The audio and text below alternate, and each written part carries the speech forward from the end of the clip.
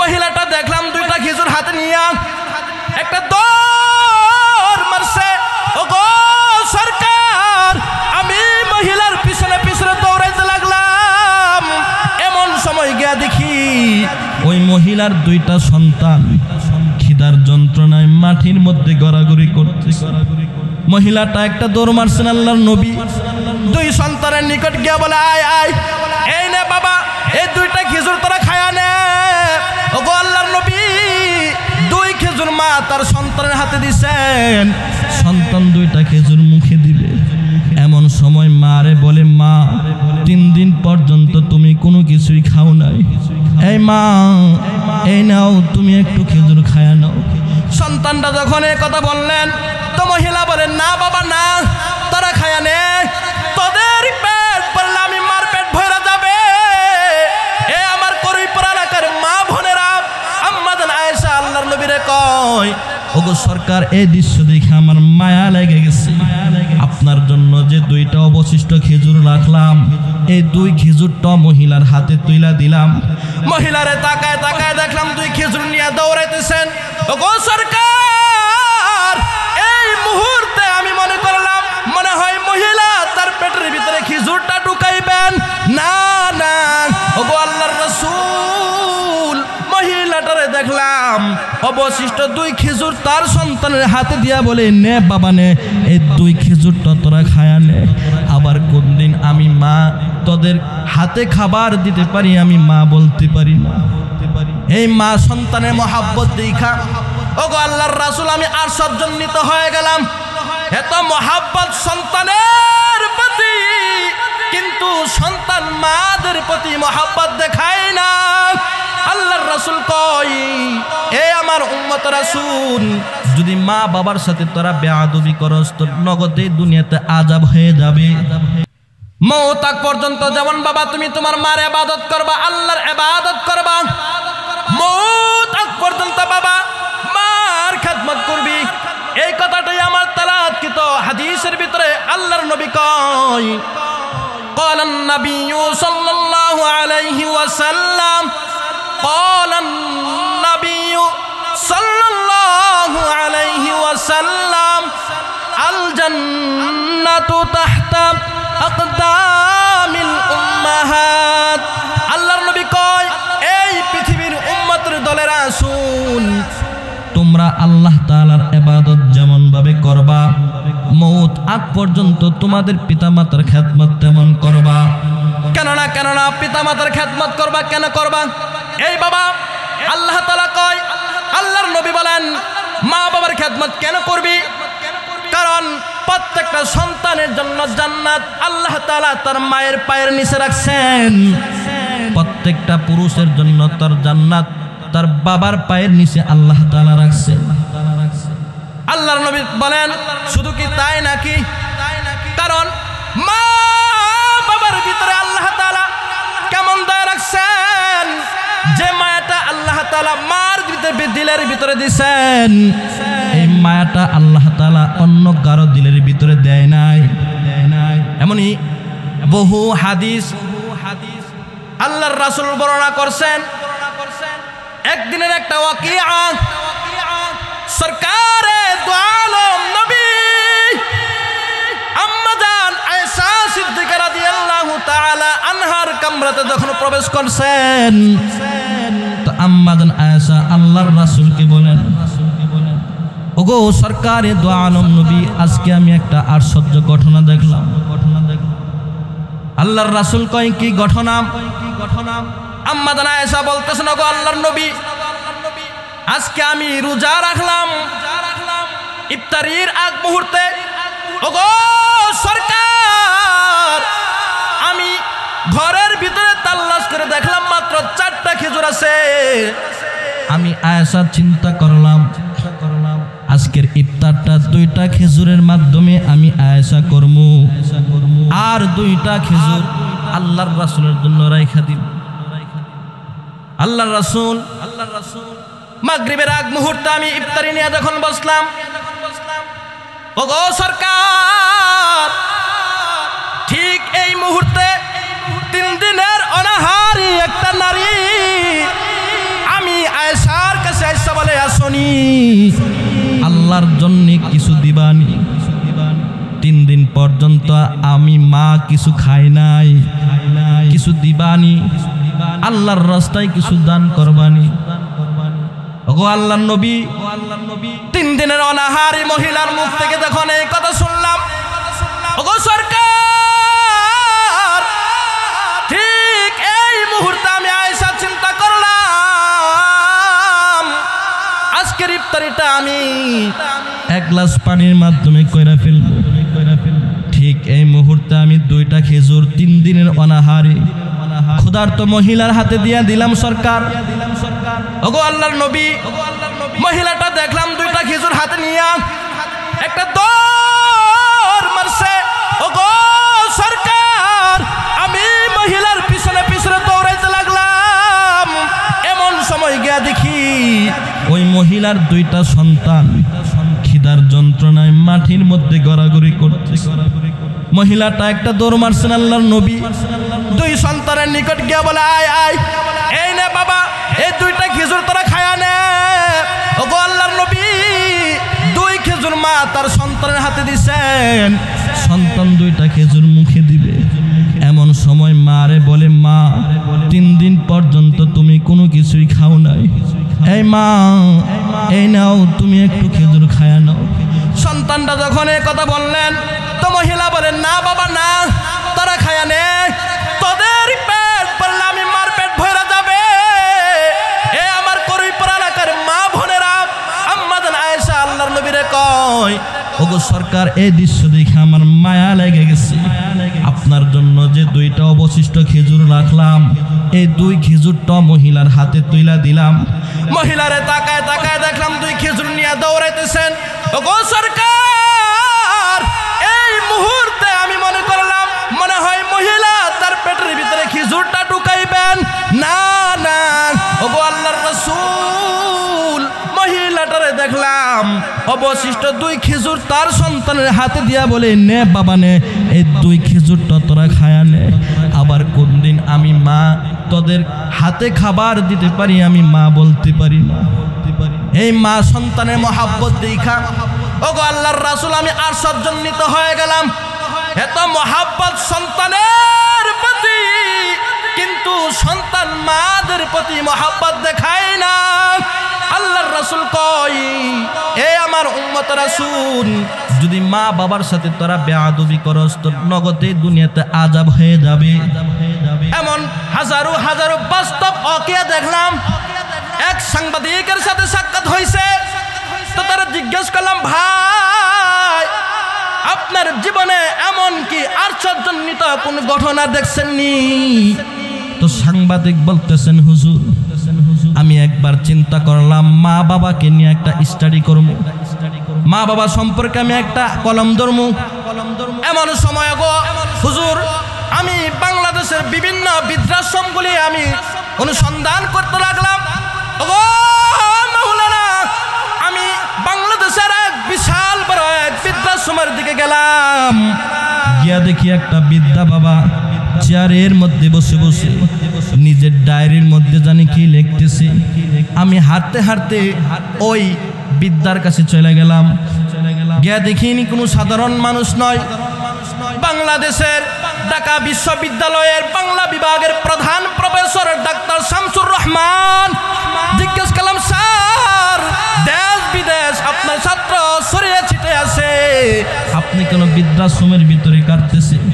তো ডাক্তার শামসুর রহমান বলে, সাংবাদিক ভাই, আমার 2টা সন্তান, একটা সন্তান বড় ডাক্তার আর একটা বড় ইঞ্জিনিয়ার, টাকা পয়সার কোনো অভাব নাই। আমি বললাম, তাহলে স্যার তাহলে আপনার সন্তানের বিষয়ে ব্যাপারে মামলা করেন না কেন? বলে, মামলা করে কি করবো, এটা আমার পাপের ফল। বলে, কি বলেন? বলে, আমিও যখন ঢাকা বিশ্ববিদ্যালয়ে খেদমত করতাম, আমি আমার বিবির কথা অনুযায়ী আমার বাবারে আমি এই বৃদ্ধাশ্রমে রাখছিলাম।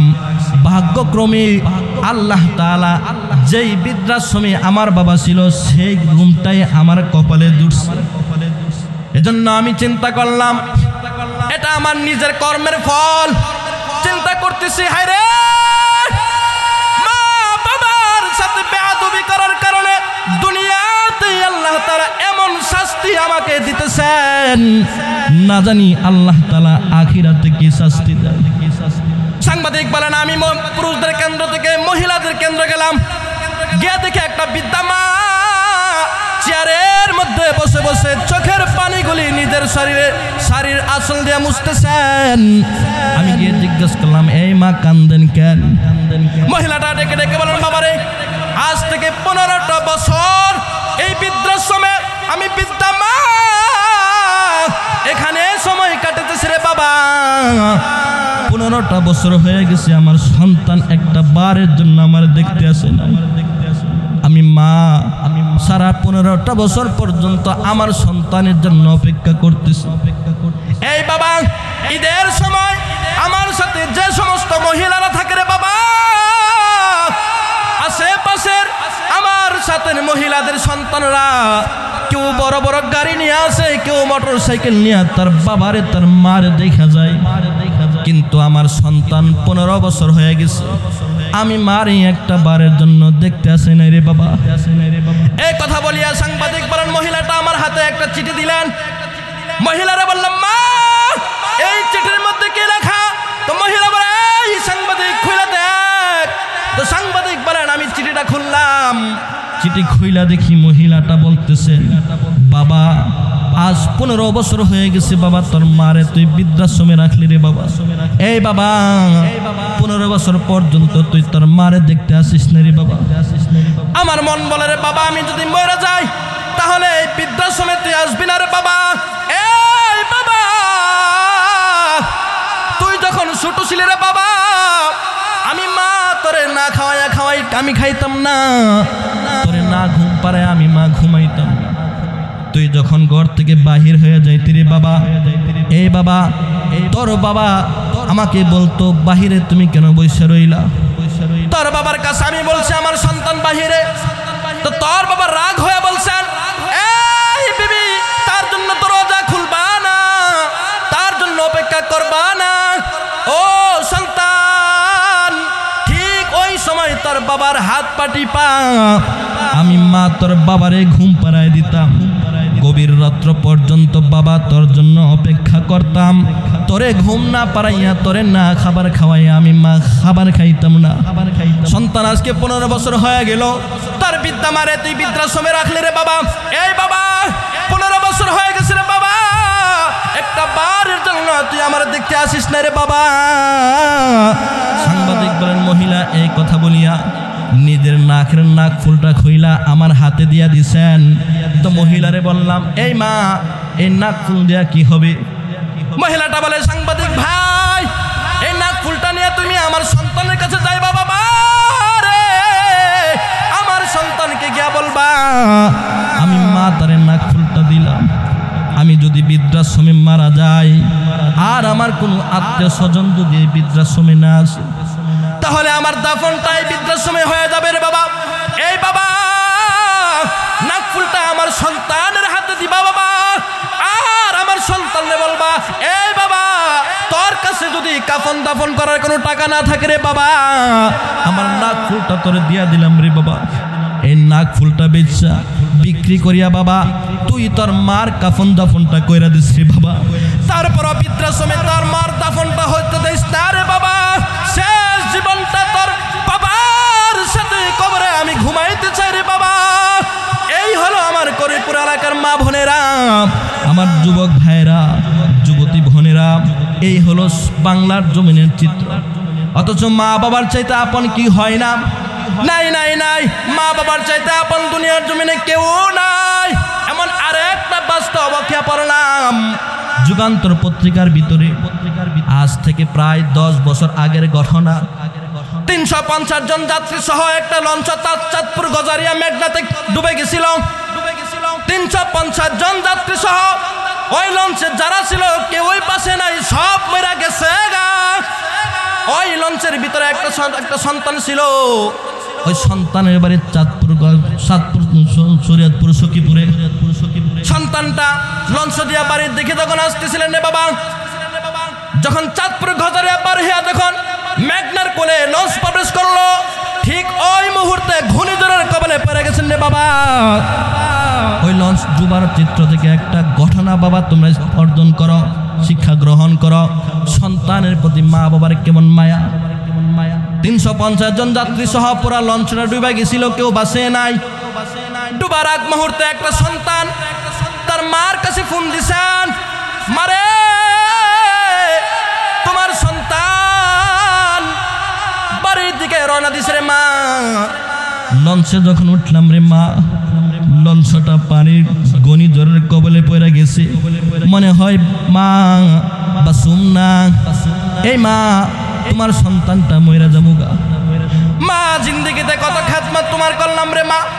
এই মা খেদমত করতে গিয়ে যদি কোনো অন্যায় ভুল হয়ে যায় রে মা, মাফ করে দিও মা, দুধের দাবিটা রাখো না। এই কথা বইলা মার কাছ থেকে সন্তান পুরো রেখে দিছে। মাটা পাগল পারা হয়ে গেছে। 5 মিনিট পরে আবার ফোন দিছেন, ফোন দিয়া বলতেছেন মা সত্যি সত্যি লঞ্চটা ডুইবা যাইতেছিল। ঠিকই লঞ্চটা যখন ডুইবা গেছে, 350 জন যাত্রী সহ পুরা লঞ্চ ডুবে গেছে, কেউ বাঁচে নাই। মা সন্তানের এই বিপদের কথা শুই না বাড়ির থেকে দৌড়ে নদীর ঘাটলায় আসছেন। ঘাটলা থেকে নদীর মধ্যে লাফ দিতেছেন।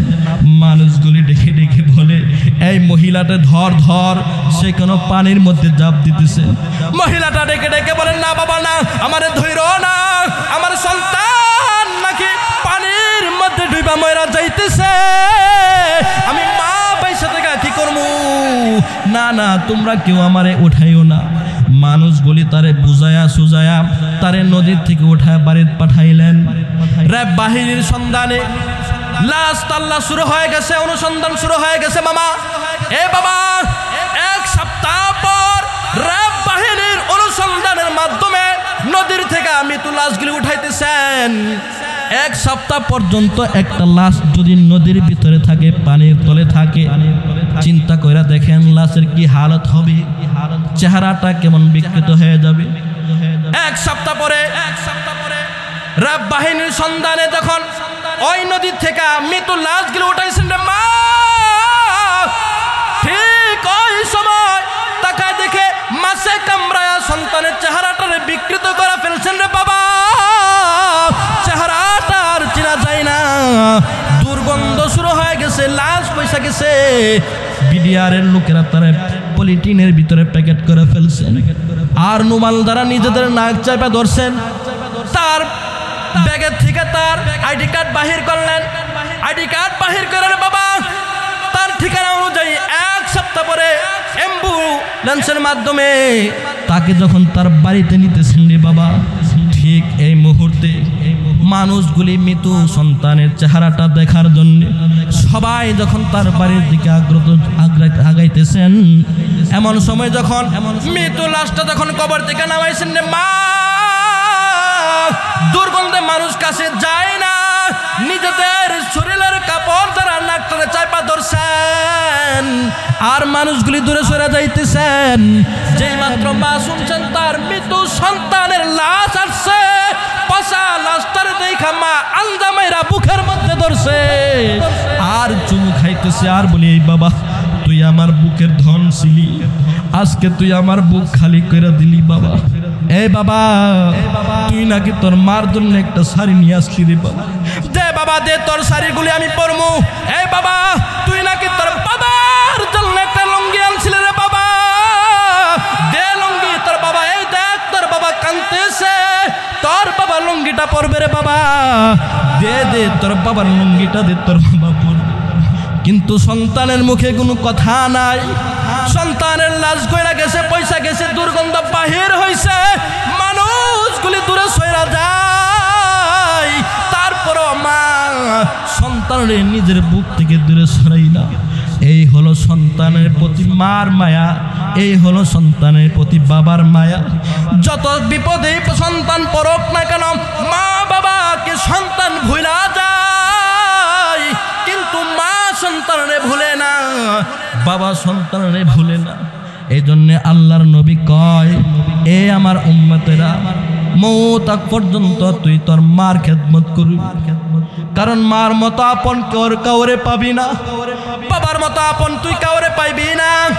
দুনিয়ার সবাই তোরে ভুলে যাবে, কিন্তু মা বাবা তোরে ভুলবে না।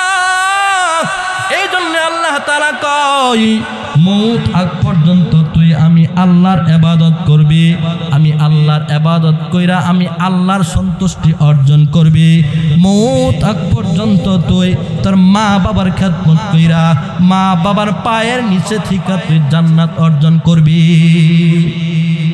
শুধু কি তাই নাকি? আল্লাহর নবী কয় এই উম্মতেরা শুন, কেউ যদি মা বাবার সাথে বেয়াদবি করে তো নগদে আল্লাহ দুনিয়াতে আযাব দিয়া দেয়, আর কেউ যদি মা বাবার খেদমত করে তো দুনিয়াতে আল্লাহ তারে পুরস্কার দেয়। আর কোন সন্তান যদি মা বাবার সাথে অন্যায় করে, হাজারো হাজারো অন্যায় করলে নিজের বিবি ছাইরা চলে যায়, নিজের ভাই সম্পর্ক বিচ্ছিন্ন করে ফেলে, কিন্তু মা বাবার সাথে বেয়াদবি করলে আবার যদি মাপ চায়া ফেলে, মা বাবা মুহূর্তের ভিতরে মা বাবা বেয়াদব সন্তানকে মাফ করে কুলে ঠাইনা নেয়। এমনই একটা ওয়াকিয়া পড়েছিলাম খুতুবাতে হাকিমুল ইসলামের ভিতরে। কারি তৈয়ব বলেন যে এক সন্তান এক যুগ 12 বছর হয়ে গেছে মা বাবার সাথে সম্পর্ক রাখে না, অথচ মা বাবা তারে বড় যত্ন করে আদর করে নিজের সন্তানের লালিত পালিত করছেন, বড় শিক্ষিত বানাইছেন, ডক্টর ইকবালের মতো বানাইছেন। ডক্টর ইকবাল কেমন? যে ডক্টর ইকবাল মার কবরের পাশে দাঁড়াইয়া কবিতা আবৃত করতেছেন, উমরে ভর তেরি মোহাব্বত মেরি খিদমত কর রহি, মাই তেরি খিদমত কি কাবিল তু नहीं, मैं तेरी खिदमत की काबिल तू चल काबिल तू नहीं। तो ডাক্তার ইকবাল ডেকে ডেকে বলতেছেন এই মা সারা জনম মা তুই তোর সন্তানের খেদমত করলি রে মা। এই মা যেই মাত্র আমি ডক্টর ইকবাল তোর খেদমত করবো রে মা, তুই ফাঁকি মেরে কবরে চলে গেলে রে মা।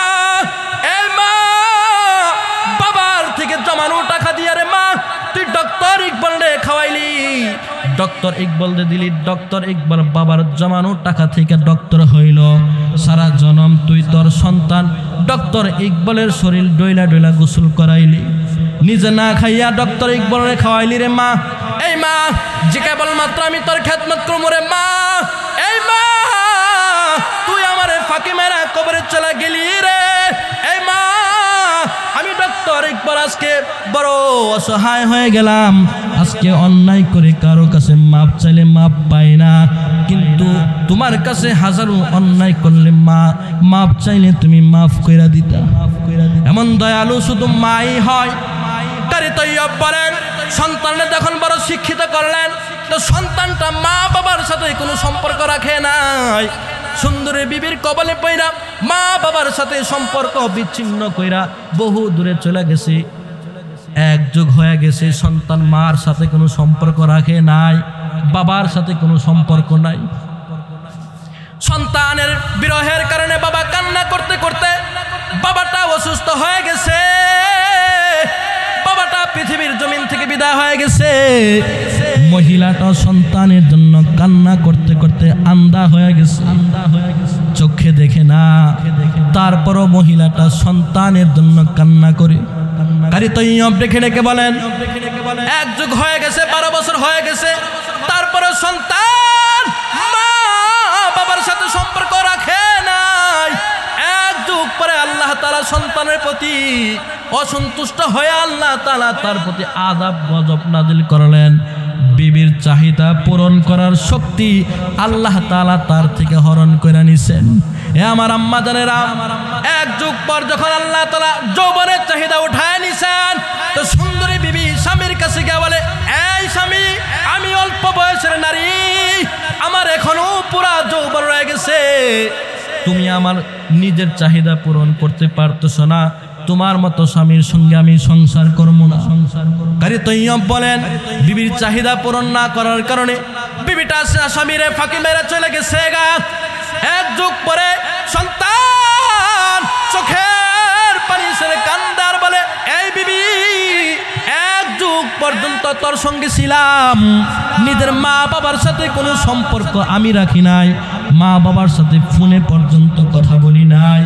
আজকে আমি একটু বিপদে পড়লাম, বিবি তুই আমার সাইরা চলে গেলি রে বিবি। আর আমি যখন আমার মার কাছে ছিলাম রে বিবি, এই বিবি আমার মার কাছে যখন আমি অসুস্থ হয়ে যাইতাম, আমার মা আমি অসুস্থ সন্তানের রাইখা মা কোথাও পলায়ন করে নাই। আজকে আমি অসুস্থ হয়ে গেলাম, তুই আমারে সাইরা চলে গেলি।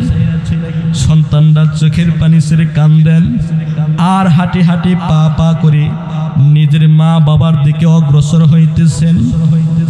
এক যুগ পরে যে বাড়ির থেকে সুন্দরী বিবির প্রতি পাগল হইয়া মা রে বাবারে সাইরা চলে আসছেন রে মা, গিয়ে দেখেন 1 বছর পূর্বের বাড়ি আর বাড়ি নাই, পুরো বাড়িটা খেজুরের বাগান হয়ে গেছে রে বাবা। আর একটা অপরিচিত মানুষ খেজুরের ডাল কাটতেছে। যুবকটা ওই অপরিচিত মানুষের কাছে গিয়ে বলেন, এই বাবা এইখানে তো বাড়ি ছিল, এইখানে তো একটা বৃদ্ধা মা একটা বৃদ্ধা বাবা ছিল রে বাবা, তারা কোথায়? এই বাগানের মালিক কোথায়? তো যে খেজুরের ঢাল কাটতেছে বলে, আমি তো এই খেজুরের বাগানের মালিক, আমি এই বাড়ির মালিক। যুবক বলে, না তুমি তো এই বাড়ির মালিক না। বলে, হ্যাঁ আমি ছিলাম না, কিন্তু বর্তমানে এই বাগানের বাড়ির মালিক আমি। যুবকটা ডেকে ডেকে বলেন, এই বাবা তুমি কেমনে বাড়ির মালিক হইলাম? তো খেজুরের বাগানের মালিক বলে, বাবা রে এই বাগানের মালিকের একটা জালিম সন্তান ছিল, যেই সন্তানটা মা বাবার সাথে বেয়াদবি কইরা নিজের বিবির সাথে দূরে চলে গেছে। এক যুগ হয়ে গেছে, নিজের মার সাথে নিজের বাবার সাথে কোনো সম্পর্ক রাখে নাই। এক যুগ পর্যন্ত তার সন্তান কান্না করতে, তার বাবা কান্না করতে করতে বাবাটা অসুস্থ হয়ে গেছেন। বাবাটা চিকিৎসার অভাবে, খেদমতের অভাবে দুনিয়া থেকে বিদায় হয়ে গেছে। মাটাও আশ্চর্য মহিলা, মাটাও সন্তানের বিরহের কারণে কান্না করতে করতে আন্ধা হয়ে গেছে।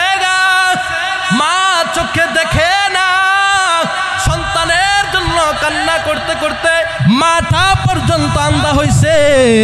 আজকে খেজুরের ডাল আমি যেই ছুরি দিয়া কাটতেছি, ওই মার জালেম সন্তানকে যদি আমি পাইতাম, খেজুরের ডাল না কাইটা ওই জালেম সন্তানের হাত পা কাটতাম। এমন জালেম উনি সন্তান হয়, এমন জালেম নি মার বাবার প্রতি সন্তানরা এমন জুলুমনি করে। সন্তানটা নিজের সম্পর্কে এরকম তুচ্ছ ঘটনা শুই না, নিজের বদনাম শুই না, সন্তানটা চেহারাটা মাটির দিকে লুকায় ফেলছেন আর চোখের পানি ছেড়ে কান্না করতেছে। আর বলে, বাবা তাহলে বৃদ্ধা মাটা কোথায়? বলে, এই বাবা সন্তানের বাবাটা অসুস্থ হয়ে যাওয়ার পরে চিকিৎসার কারণে আমার কাছে তার বিটা জমিটা বিক্রি করে ফেলছেন রে বাবা। এই বাবা এই বিটা জমি বিক্রি করার পরে আমি এই বিটা জমির মালিক হয়ে গেছি। বৃদ্ধা মাটা আন্ধা হয়ে গেছে, চোখে দেখে না, দুর্বল হয়ে গেছে সন্তানের জন্য কান্না করতে করতে। এই আমার করইপুর এলাকার যুবতী বোনেরা, যুবক ভাইরা, মার সাথে বেয়াদবি করবি না, শিক্ষা অর্জন কর। তো সন্তান বলে, এই বাবা বৃদ্ধা মাটা কোথায়? বলে, তার জন্য আমাদের ওই গ্রামে আমরা তার জন্য একটা যুক্তি ঘর বানায় দিলাম। সারাদিন ফজরের পরে আন্দা মাটা চোখে দেখে না, মানুষের বাড়িতে এসে ভিক্ষা করে করে খাবার অর্জন করে আবার সন্ধ্যা হলে ঘরের দিকে ফিরে আসে। সন্তানটা বলে, তার ঘরটা কোথায়? বলে, ওই আমার খেজুরের বাগানের পিছনে তার ঘর। সন্তান বলে, আমি হাঁটি হাঁটি পা পা করে মার ঘরের দিকে যখন অগ্রসর হইতেছিলাম আর বলতেছি, আমি এমন জালেমের জালেম, বিবির প্রতি পাগল হইয়া আমার মারে পর্যন্ত আমি সাইরা দিলাম, বাবারে সাইরা দিলাম। এক যুগ হয়ে গেছে, নিজের মার সাথে বাবার সাথে কোনো সম্পর্ক রাখি নাই। এই ভাই যুবক বলে, মা যদি এখন আমারে তারা দেয় তাহলে তো আমি কিছু বলতে পারবো না। সন্তানটা হাঁটতে হাঁটতে মার যুক্তি ঘরের সামনে গিয়া দাঁড়াইছেন। ঘরের ভিতরে উকি মেরা দেখেন মা নাই, অর্থাৎ বোঝা গেল বৃদ্ধা মাটা ভিক্ষা করতেছে, সন্তানটা বৃদ্ধা মার জন্য অপেক্ষা করতেছেন। রে আম্মা জানেরা, এ আমার মারা, সন্তান অপেক্ষা করতে করতে আসরের নামাজের পরে দেখি মাটা হাঁটি হাঁটি পা করে রাটিতে ভর করে আন্দা মা ঘরের দিকে অগ্রসর হইতেছে। এমন সময় রে আমার মা সন্তান আন্দা মার দৃশ্য দেখতেছে। রে বাবা, মারে তাকায় দেখে আন্দা মা চোখে দেখে না, মস্কের মধ্যে অল্প কিছু পানি রাখা। আন্দা মা মস্ক থেকে পানি নিয়া উজু বানাইতেছেন। উজু বানাইয়া নামাজের বিছানা বিছাইয়া আসরের নামাজ আদায় করলেন। মাগরিবের নামাজের জন্য অপেক্ষা করতেছেন। আর জালেম সন্তান মার এই দৃশ্যটা দেখতেছেন। মা মাগরিবের আজান যখন হয়ে গেছে, আন্দা মাটা নামাজের বিছানার মধ্যে দাঁড়াইয়া মাগরিবের নামাজটা যখন আদায় করলেন, ঠিক ওই মুহূর্তে সন্তান দেখেন মা 2 রাকাত নফল নামাজ পড়লেন। মাটা নফল নামাজ পড়া 2টা হাত আসমানের দিকে উঠা বলে, আল্লাহ তুমি আমার একটা কলিজার ধন তুমি আমার দিছিলা, আমার কলিজার ধনটারে তুমি আমার মুখে ফিরিয়ে দাও। আল্লাহ তুমি আমার স্বামী কায়রা নিলা, বিধবা বানাইলা, পিঠা জমি কায়রা নিলা, পরের পিঠাতে উঠাইলাম, বিধবা হইছে পরের পিঠায় উঠলাম, দুঃখ নাই। ওগো আল্লাহ, আমার বুকের ধন, আমার বুকের মানিক, আমার সন্তানদারি আমার বুকে ফিরায় দাও। আল্লাহ শেষ জীবনে আমি আমার সন্তানের হাতে আমার দেহটা কবরের ভিতরে আমি শুইতে চাই। এই মুহূর্তে যখন দোয়া করতেছেন রে বাবা, মার দোয়া শুই না সন্তানটা পাগল পারা হইয়া বলে, এই মা মা বলতে দেরি হয়েছে, মা আন্দা মা চোখে দেখে না। ওই বিদ্যা মা বলে, কে আমার বুকের ধন আমার সামনে আসলি নাকি? সন্তান বলে, মা আমি তোমার সন্তান। মা আন্দা মা বলে, বাবা আয় তুই আমার বুকে। হে বাবা, এক যুগ হয়ে গেছে বাবা, তরে আমি দেখি, আজকে আমি আন্দা হয়ে গেছি রে বাবা, চোখে দেখি না রে বাবা, আয় আমি একটু হাতা দেখি রে বাবা, তুই কেমন বড় হইলি রে বাবা। এই বাবা আয় আয় তুই আমার বুকে আয়, আমার অশান্ত মনটারে একটু শান্ত কর, আয় বাবা। আমি মা চোখে দেখি না, আন্ধা হয়ে গেলাম। ওই জালেম সন্তান মারে ডেকে বলে, এই মা এক যুগ হয়ে গেল, 12 বছর হয়ে গেল মা, তোমার সাথে আমি কোনো সম্পর্ক রাখি নাই, বিবির প্রতি পাগল হইয়া বাবার সাথে কোনো কথা বলি নাই রে মা, এক যুগ হয়ে গেছে রে মা।